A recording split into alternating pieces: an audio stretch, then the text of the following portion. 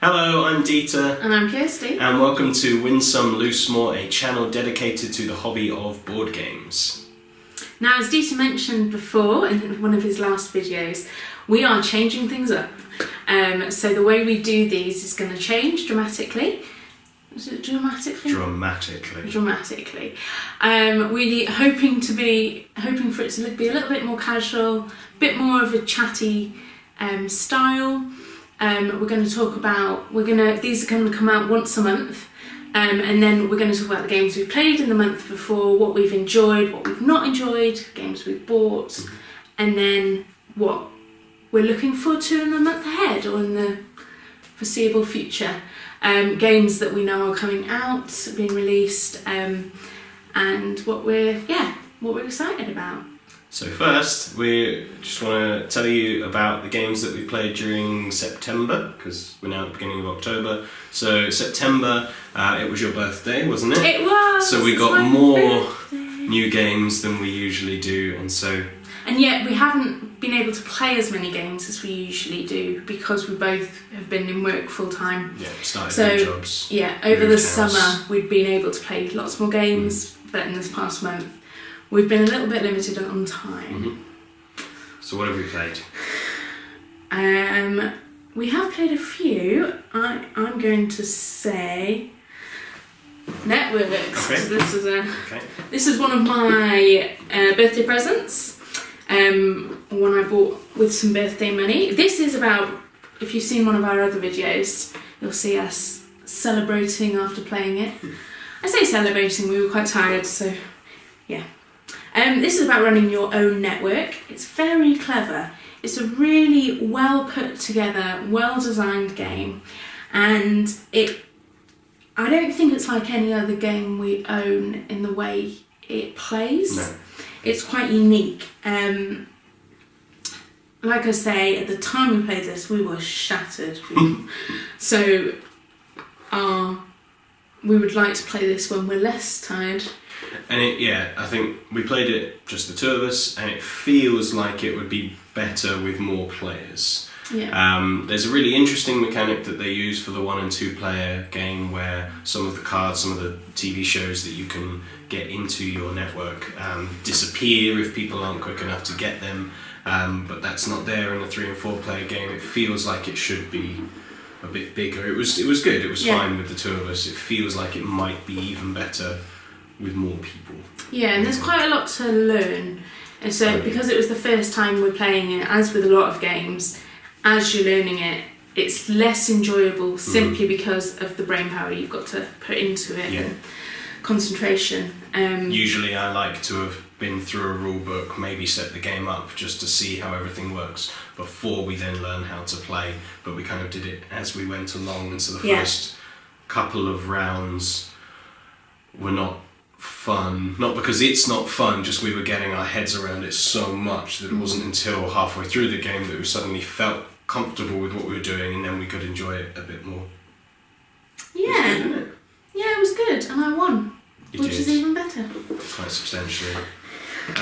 One of our Kickstarters from beginning of the year, probably January, February, I can't remember, came up again. We spoke about this, there's a video on Facebook you can check out. This is Spirits of the Forest, a simple, tile picking, tile drafting game that is 2 to 4, but it's got a 1 player variant as well, which I have tried and enjoyed. In the opposite way to the Networks, I think we only played it with 2 of us, yet again, but it feels like it would be best as a 2-player game. Yeah. Because it's that definite back and forth on drawing it. Yeah. Obviously we haven't played it more players, it might be really good. But there's a really nice mechanic about placing your little gems out to try and reserve tiles for later, but then they could choose to sacrifice one of their gems to take that one from you, to rob you. Just trying to... It's a little set collection thing. Whoever's got the most within a certain type gets all the points for that one. But there's 9 different types, and there's these little tokens that you can get which might swing it a different way. But yeah, a nice little game. I love this. I thought that this was different to networks in that this is really simple. This is very straightforward. And so although this was the first time we played it and we were learning it, you get into the idea of it straight away. immediately. Yeah. And so you can just start to enjoy it straight away. And much we're good. lighter, only 10-15 minutes really, Yeah. instead of the 45-hour long game of networks. 45 hour? Yeah, 45 hour. New unit of time. Okay, I'm going to talk about another one of my birthday presents. Again, one that you may have seen on a video, but we were very excited once we played Carcassonne The City. This is from Dita for my birthday. We have played Carcassonne before. You may have heard of it. It's quite a well-known game. It's very popular for people who are getting into it, for gateway gamers. And we like Carcassonne. Yeah. We do. But this adds a whole new dynamic. So you are building walls around the city as you play, and you place guards on walls, and you literally have little wooden. Let's see if they're easy for me to grab. Oh, excuse me. They're not very easy for me to grab. I will anyway. And you have little turrets and little walls. Little meeple, little man. Yeah. Little green man. And it's just great, isn't it? There's just so many ways you can be scoring points. But you're also building up quite a pretty picture. As I was playing it, sorry, here you go. I was immediately thinking of so-and-so would like this game. Oh, so-and-so would like this game. Lots or of people. People who aren't even into board games. Yeah. I was thinking they'd love this. I'm going to introduce this to them. It's a brilliant version of the game Carcassonne. So if you played it, Carcassonne, we would fully recommend you try The City. Even though we've only now played it twice, it's gone straight into my top 10 games that I've ever played. Yeah. Which is a prestigious list. Prestigious, different pronunciations. Let's 'Cause I'm from call the Wales. whole thing off. Is that song? You say tomato? Yeah. I don't know. Everyone says tomato. Apart from Americans. No, it's potato that's the one that everyone says, isn't it? Oh yeah, potato. No one says potato. Potato. From now on, let's say potato. If you say potato, let us know. Yeah. And we will mock you. But I don't know how you'd say that in the comments because it's the same spelling. Difficult. Anyway. We're not doing this chronologically. We're not making a huge amount of sense, but we're not doing this chronologically because oddly the first game that we played last month is Guilds of London by Tony Boydell. So over the summer during one of the Kickstarters that we backed was for the deluxe reprint of a game called Snowdonia, which is by the designer Tony Boydell, and I then saw Guilds of London for relatively cheap, relatively reduced from what it usually is. It's by the same guy, so I thought we're going to get this big game next year. Let's see what he's like, see how his brain works, see if we can get into it. It's an interesting. Is it worker placement? Would you say? I honestly can't remember much about it, which doesn't say a lot about the game because I don't remember much anyway. But I seem to remember I enjoyed it. But yeah, I was trying to remember how it plays. It doesn't stand out as like, oh, that's terribly unique. Otherwise, I may have remembered it. No, I mean the whole board being made up of the tiles is nice. That's an interesting thing that you don't see everywhere. And again, it's designed for larger player counts, but has a variant for 2 players. And so the board was already filled in the larger player counts. You build the board as you go along. So that's what it would be in a larger player count. You just have the small bit in the middle and you fill the rest. But with the 2-player game, which this is the variant for, these would all be filled, randomly drawn from the pile. And you place people on there. That's right, it's not worker placement at all. It's area majority or majority control or area control, whatever you call it. You're putting your coloured people on there whilst the other person's putting theirs on. Once it reaches a certain limit, that tile scores, and whoever has the most gets the main benefit from it, and whoever has the second most has the second benefit from it. Oh, like Smash that Up. game. Yes. Yeah.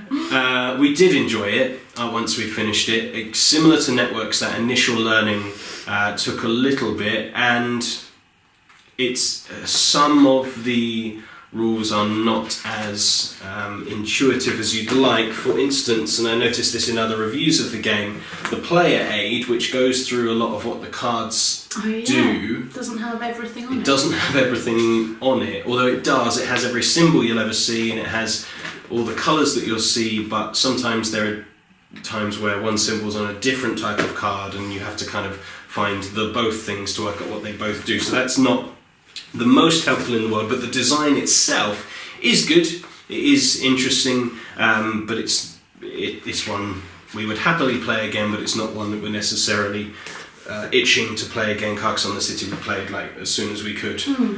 We're not planning on keeping this game. Well, we might not. It's up for trade. It's not like at a the moment. definite No. thing. But No. If you find it cheap, I'd say yes, alright. go for it. It's a good game. It's an interesting game. Still better than Monopoly. And we just lost half of our very small audience. Yeah, so we'll talk now about what we're looking forward to. Dita, you know more about this than I do. What is coming out? I don't know what you're looking Tell me forward about to. Keyforge. Yeah. So, if you don't know what Keyforge is, find out what Keyforge is. It's the most excited I've been about a game. Since the last game he was excited about. It is Which was quite what often. though? That's what I'm trying to think. What was Seventh the Continent? True, Seventh Continent. I was probably this excited for. Yes, but Yeah, that you was were. because it was Kickstarter and we waited 9 months or something, and I was just properly excited about it, and still really excited about it. But no, Keyforge is a two-player. I don't really know what to say. It's not a card dueling game. It's not a Magic the Gathering, Pokemon, Yu-Gi-Oh type game where you buy different sets and build them up. It's what's called a unique card game or unique deck game. Not sure. Very cool idea. Same designer as Magic the Gathering, Richard Garfield, has come up with this world of the Archons, these beings, which you are, I think. But then you are drawing on these different factions to build keys. That's why it's called Keyforge. You forge keys with amber to unlock the secrets of the universe. But the way it plays feels kind of like the Pokemon kind of Yu-Gi-Oh games, because you have your cards and you're building up and you can attack the other player, but it's not the point. Your point is getting amber to forge the keys, so that's nice, but it's called a unique card game in that every single set you ever buy is unique. You will never have the same deck as anybody else. The backs of the cards are unique. They have procedurally generated images, procedurally generated names for that deck, for that Archon. And so you can't swap cards. It doesn't work, it's not allowed. That deck is complete. And so there are preset, I think 350 cards that exist that have been designed for this set, the Call of the Archons. And then within that you get I'm going to get this wrong now, 36 card deck. It says 37 on the box, but that's because there's an ID card. 36 card deck which contains 12 cards from 3 of the 7 houses, and on your turn you've got a hand of cards. You can only do anything from one of those houses, and so if you want to play cards, that's great, but then you can't activate them this turn. That's just part of the rules. But then if you've got cards already there, if they're from a different house, you can't do anything with them. And so the next turn you go, do I want to use the same house again, which I probably now have fewer of in my hand, but I now have on the board so I can use them for stuff? Or I'm just very excited. Can you tell? I have pre-ordered this as soon as I was given permission to do so. Don't give me that look. I need permission. We don't have vast amounts of money. He would buy a game every day of the week. If I was didn't limit allowed, him. yes. Or the bank didn't limit us. Yeah. Just the general, we have jobs Limitations. and we need to eat and pay rent and things. But if those things didn't exist, yes, I'd probably buy a game every day. That's why I sold most of my comic books. Sold most of my comics to just to be able to afford games. But this is a game I'm most excited about. The game I'm next most excited about that comes out at the end of this month. So all around the world there are different games conventions, fairs. We went to one near Birmingham in June. Was it June? Beginning of June, UK Games Expo. There's a video just showing you around on our channel. But there is probably the biggest one of the year in a place in Germany called Essen. Convention called Essen Spiel. And that's a place where lots of games come out, so there's quite a few that look good that are coming out, but the one that I'm probably most interested in is called Pandemic Fall of Rome. Now, Pandemic is a great game, good, probably just about gateway game, cooperative, where you are trying to cure the world of these 4 diseases and you're working together to cover the map and treat all the diseases and find the cure and all that stuff, and it's exciting, it's really good. We've had it and we've sold it because it's not as interesting as a 2-player game. It's still good, but it's a little bit easier in 2-player. It's better in a larger setting. But this one, every year there's world championships, and so they create a different pandemic based on what city it's held in. So this is the 3rd year they've done that now. There was Iberia, there was Rising Tide, and now there is Fall of Rome because it's being held in Rome, and it's, instead of diseases, you're pushing back kind of the invading rebel hordes trying to take over Rome or trying to conquer the Roman Empire, and it just looks really interesting. It's co-designed by a person that we like. We've got another of their games that we enjoy, but that's what I'm looking forward to, plus lots of other games that I would like to buy. Yes. Yeah. So what have we got on the way? We've got 7th Continent expansion on the way. I'm not fully sure on the dates of that, but yes. So that's sometime. Yeah. Soon. You got Hooch Komonami. He ordered some. The fount of all cultural knowledge. No, a 2-player card game called Hanamikoji. I was so close. Hanamikoji. Yeah. About geishas. Isn't it? Sort of, yes. But it actually sounds really good. Yeah. And the other game that's coming... Sola Fide. Sola Fide. Faith Alone. Yeah, an interesting 2-player game again. We play mostly 2 players, so a lot of our games are aimed for 2 players.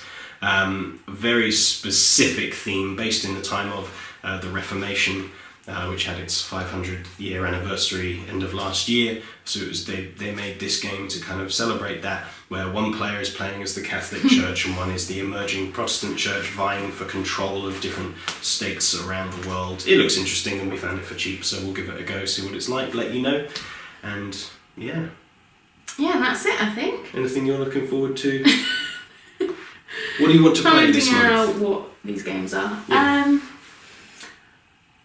What do I want to play this month? Because the trouble with buying so many games, which I do, is we tend to play something a lot really quickly and then I buy a new game and then we play that a lot really quickly and then we forget all of our old stuff. But you're much more keen on... And particularly now, there's a number of games we've only played once. And so there are a few games. So I really want to play Targi this month. I would really want to play... I did really enjoy Spirits of the Forest, so I'd like to play that again. Don't like the theme, really like how it plays. Similarly, Heirs of the Wizard King, don't like the theme, loved how it played. We said we were going to do Fuse at some point and do a video on Fuse. Yes, we're going to attempt, a few people have mentioned to me about doing playthrough recordings, and Fuse is probably what we'd like to start with because it's literally a 10-minute game, it cannot be any longer because it's to a timer. So we will attempt to do that soon to see what comes up.